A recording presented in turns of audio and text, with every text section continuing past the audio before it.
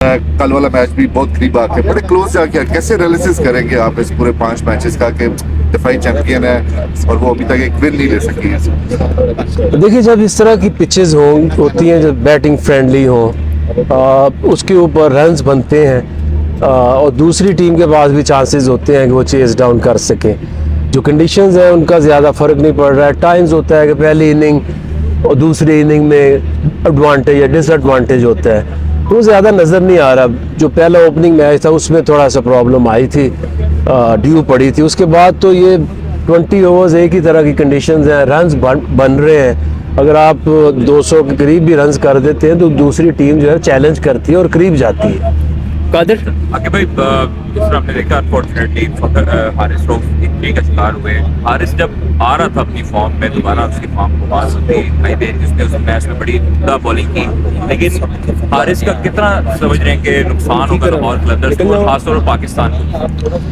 देखिए, हारिस जैसे बॉलर जो है वो बहुत कम देखने को मिलते हैं। बड़ी बड़ी देर बाद ऐसे बॉलर्स आते हैं, तो डेफिनेटली हारिस एक पिलर है लाहौर कलंदर के लिए और इवन के पाकिस्तान के लिए, जिस तरह उसने पिछले 2-3 साल से परफॉर्मेंसेस दी हैं। So it's a big loss for a short period of time.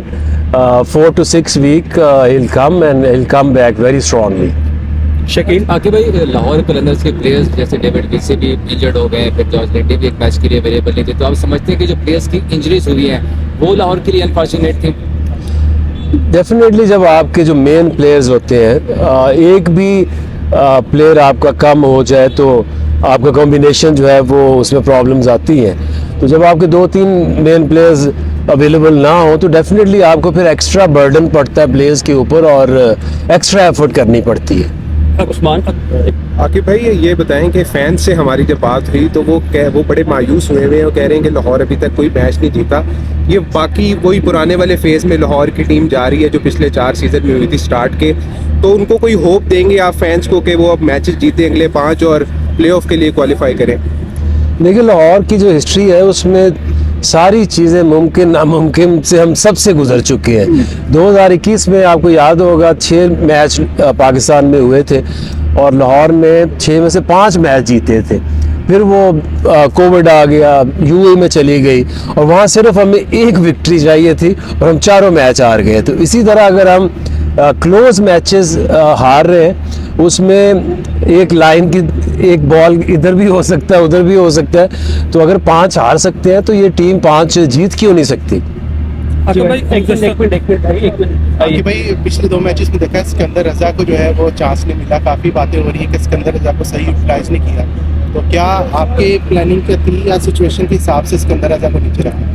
देखिए, अगर आप देखें तो ये थ्रू आउट 60-70 बाउंड्री जो रखी जा रही है, तो उसमें अगर आप राइट लेफ्ट का यूज़ नहीं करेंगे तो आप कहीं ना कहीं फंस जाते हैं। सो आई थिंक हमारी कोशिश यही थी कि राइट लेफ्ट कॉम्बिनेशन बनाया जाए ताकि जो बॉलर्स हैं उनके लिए एक तरफ पैक करके एक तरफ बॉलिंग ना वो शुरू कर दें। तो ये एक आपकी प्लानिंग होती है, वो एट टाइम्स आपके हक में चली जाती है, एट टाइम्स नहीं जाती। तो भाई, गुज़श्ता 2 सीज़न में लाहौर कलंदर के पास बेहतरीन बॉलर्स और दूसरे जो फ्रेंचाइजीज थी वो ये बॉलर लेना भी चाहते, लेकिन वो जो नहीं ले सके, मतलब हारिस, शाहीन, जमान और राशिद खान, ये 3 बॉलर तो हैं लेकिन एक नहीं है। समझते हैं कि उसके ना होने की वजह से लाहौर कलंदर की परफॉर्मेंस जो है वो नहीं हो रही? देखिए, राशिद को तो मेरा नहीं ख्याल कोई बंदा रिप्लेस कर सकता है जिस क्लास का वो प्लेयर है।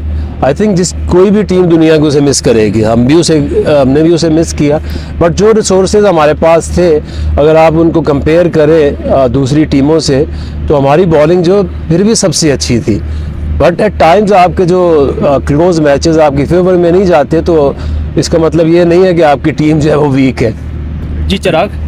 अच्छा कि भाई, ये बताइए कि मुसलसल हमने ये कोई पहली बार नहीं है कि लाहौर ऐसी सिचुएशन में आया, हमने कई बार पिछले 8 सीजन में देखा है कि लाहौर ऐसी सिचुएशन में रहा है, लेकिन उसके अंदर ये था कि लाहौर कभी भी इस तरह से दलदल में जिसमें फंसा हुआ है कभी बाहर नहीं निकल पाया।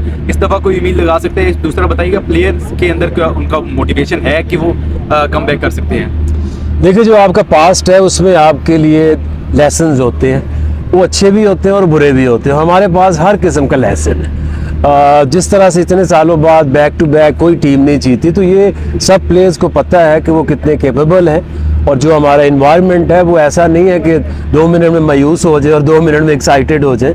इट्स अ प्रोसेस, उसको फॉलो करेंगे और मुझे बड़ी उम्मीद है कि जो आइंदा मैचेस हैं, या तो हो ना कि आप 60 रन से या 6 विकेटों से हार रहे हैं, it's just a matter of 1 over और 1 ball. So I am very hopeful, will come back very strongly. Last question from this side. Aqib भाई, फखर जमान जो सीनियर प्लेयर हैं लाहौर कलंदर के, उनके ना फॉर्म में होने की वजह से भी कलंदर को मुश्किलात हो रही हैं। डेफिनेटली फ़खर जिस क्लास का बैट्समैन है हमारे साथ, उसका ये 8वां सीज़न है, तो 8 साल से हमेशा से फ़खर ने, जब टूर्नामेंट ख़त्म होता है तो वो हाईएस्ट स्कोरर होता है।